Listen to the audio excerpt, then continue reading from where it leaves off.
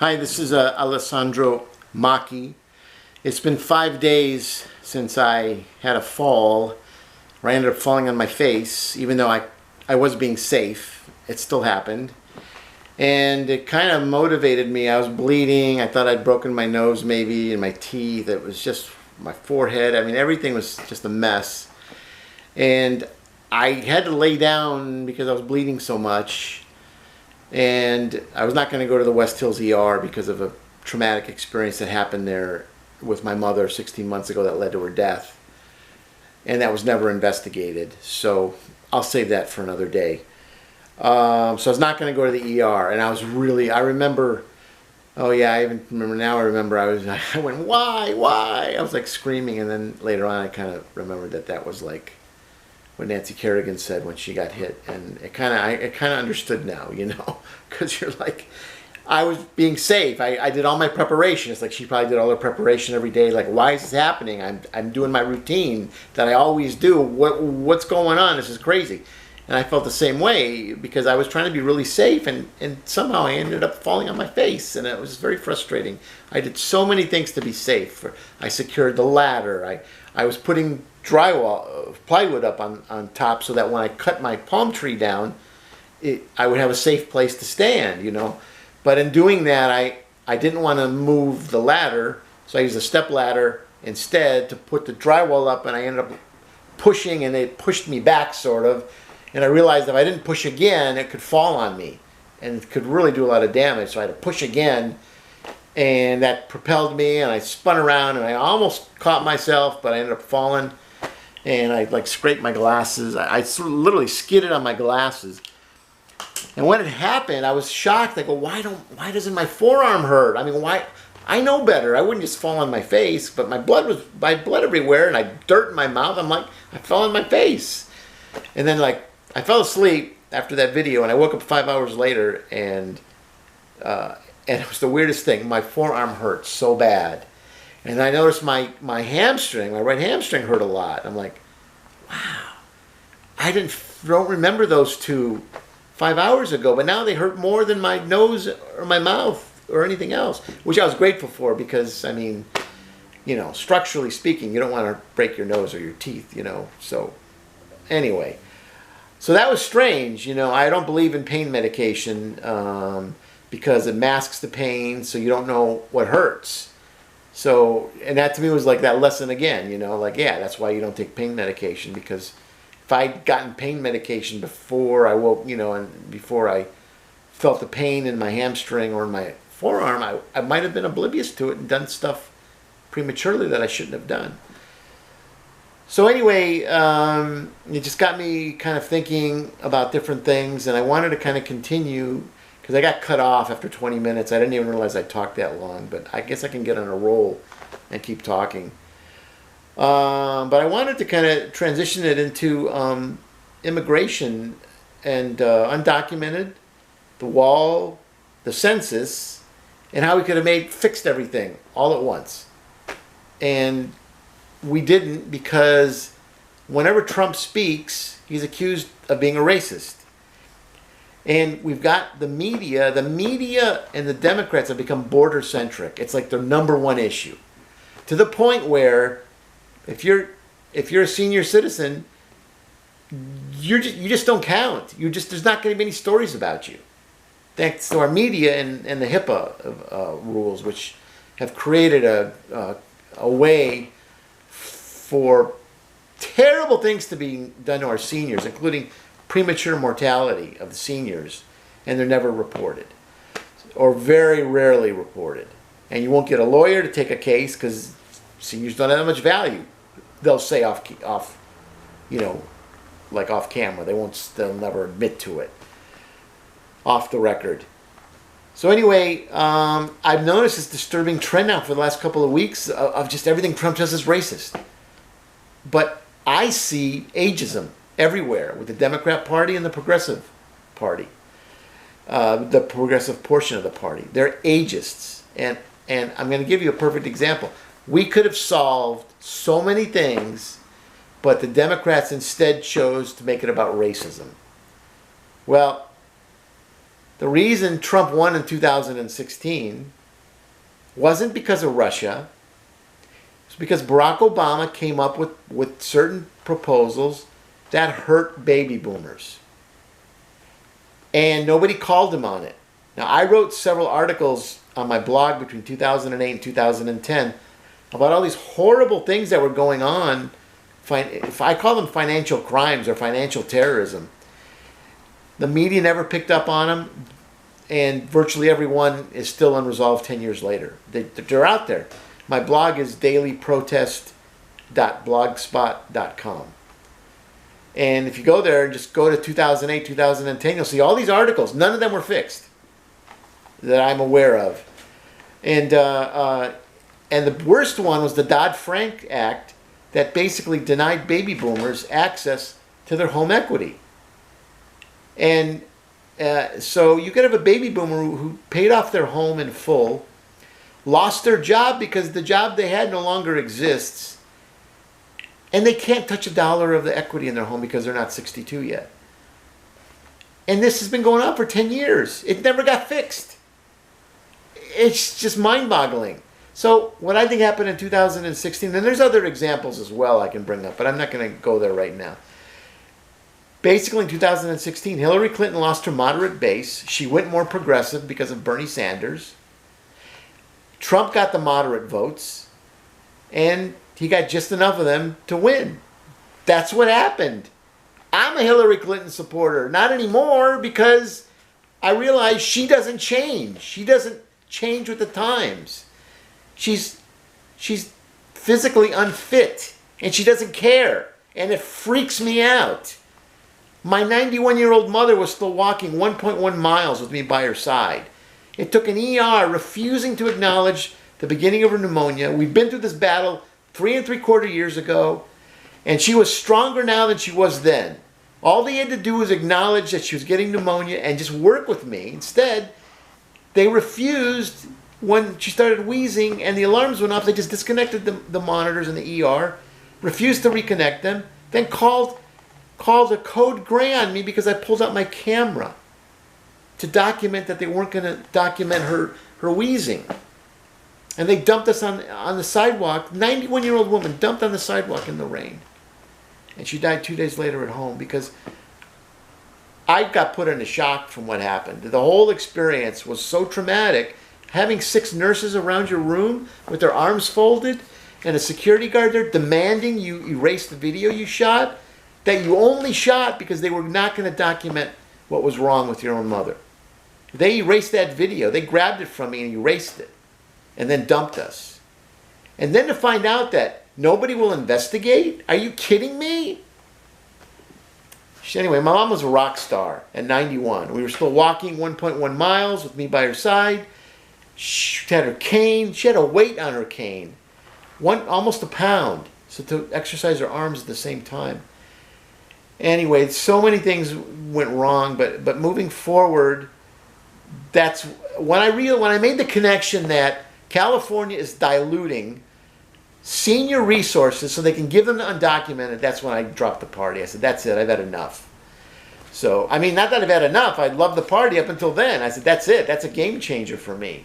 I'm done. You can look my name up. I donated to Hillary Clinton in 2016. I didn't... And if you look at my Daily Puma blog, you'll see I went after Trump from 2016 up until the time my mom died. But after my mom died, I'm like, there's something wrong here. I have to figure this out. And I figured it out. It's ageism. Progressives are ageist. They blame the older society for whatever's wrong in the world today, rather than see the opportunities that are out there to fix everything and make everything better. They just want to blame everyone who came before them for their problems. So anyway, Trump won because he got Hillary Clinton's moderate vote. Not because of the Russians. We had Eastern, Tad Devine, Paul Manafort, they were Eastern European political consultants. So now it's okay for our people to be consultants in Eastern Europe, but not for Eastern Europe to consult in the United States? Who thinks this stuff up? It's ridiculous. Hillary Clinton refused to use Facebook micro ads. Donald Trump had Facebook personnel at his place at his campaign site 3 or 4 times a week, telling the people how to do micro ads. Micro ads are literally targeting down to the street level, and they're like $1 a day. So how Trump got that is kind of an ironic story, how he got to that point. But Hillary Clinton couldn't be taught, and for 4 years after she retired from being Secretary of State, she could have been getting in better physical shape. She could have joined Bill Clinton's foundation and actually done projects around the U.S. Instead, she took time off and laid low so her popularity would stay high. And it did.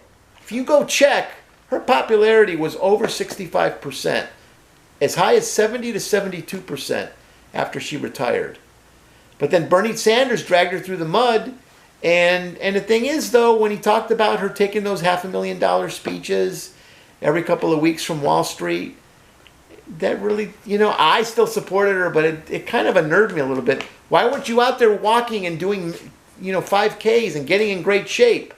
Because in the end, she ended up not penetrating into parts of the country she should have. And part of that is Sanders' fault as well.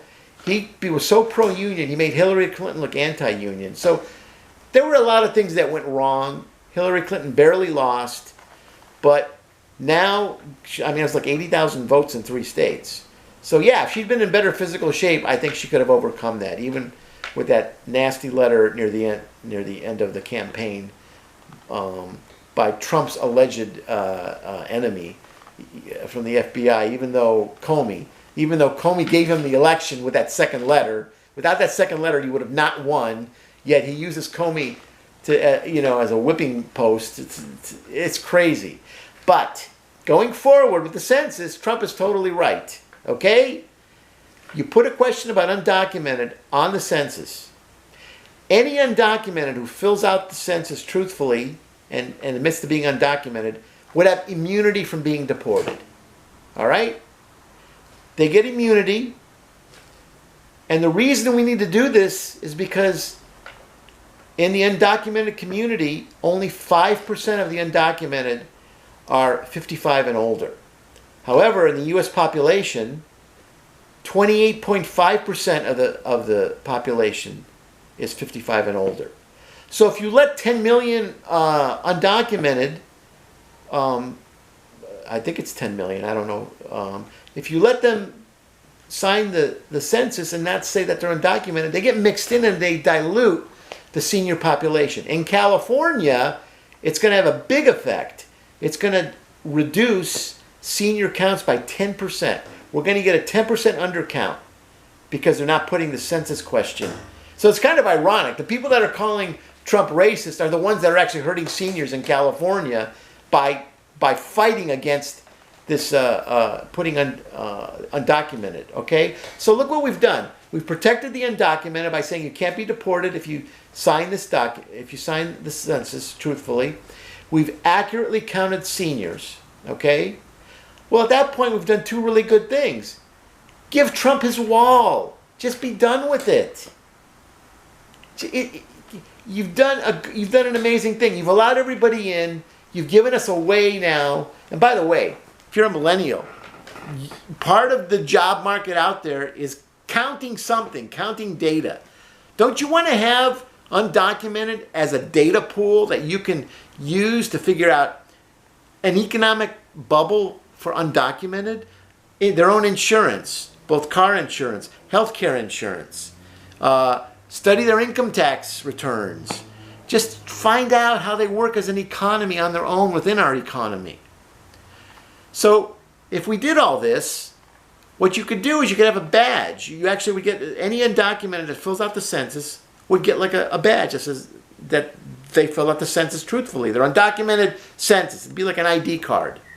It wouldn't be a driver's license, which if you think about it, doesn't really work because if you give them a driver's license to an undocumented that looks like a regular driver's license, that's really fraud.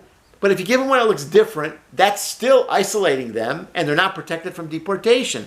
So you fill out the census, you put that you're undocumented, you get a badge, a card, ID that says you filled it out, so you can't be deported unless you break a serious law and are convicted. All right? So now the progressives are always saying that the undocumented commit a lot less crimes. So this is going to help almost every undocumented. And the ones that doesn't are the ones who shouldn't be here anyway. So now we're building something. We're building a nice little puzzle together. And on top of that, we're creating jobs. We're going to have an insurance pool so that we can keep everything separate for a while just to see how they both work on their own. Because they should work. You should be able to have an undocumented insurance pool, healthcare pool, know the income tax. And if we find that like their income taxes are really, really low, then we're going to go, okay, they're sending a lot of money somewhere else, and that's not acceptable if you're going to be, in our country. You've got to start putting that money into the economy here. We've set up your own insurance pool. All these things are for you to have your own mini economy. And here's the best part.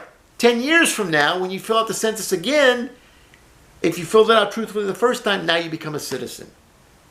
So that's your pathway. Okay? Trump got his wall. You got your citizenship. We created new economic cycles for undocumented. They're safe. They don't have to be in hiding, so they can live a more tranquil life. And eventually they can become citizens. So all that's left to do, okay, what about all the people? Okay, saying you built the wall, and it will slow down undocumented migration, okay? It will. So what about those that still want to come in or are still in fear? Well, Trump's always complaining about NATO not paying their fair share to other countries. Well, as a citizen, I'm complaining. As a citizen, I'm complaining that NATO, we never get the benefit of NATO in our part of the world. In Central America, the United States, where we are, in North America, we don't get the benefit of it here. I would send NATO into Central America and have them figure out what's going on with these drug cartels. Are they making it miserable for everybody? I'd calm the region out. Maybe I'd even try to get the cartels to just say, look, we'll figure out some kind of amnesty, but you're going to have to give up a big chunk of your wealth in exchange, and you're going to have to shift it. You're going to have to, how about that? Socializing drug cartel money. Now that's something that Republicans would be for, I think, right? You want socialism, go back to Central America and take all that drug cartel money and spread it around to the people who've been made miserable because of it. And moving forward, there's going to have to be some kind of a way where whatever is decided or done, the illegal activity has to drop. And if you make a safer place, theoretically, there's going to be more job opportunities. So we've filled everything's filled up. We have an accurate census count. We're not being ageist against our seniors by undercounting them. Undocumented have a pathway to citizenship. They get their own economic cycle in the meantime. We create jobs for millennials who need to understand and learn how to work with, how to address that market that's now available. They're protected from deportation. The undocumented are protected from deportation because they filled out the census, and 10 years later, they get to be citizens.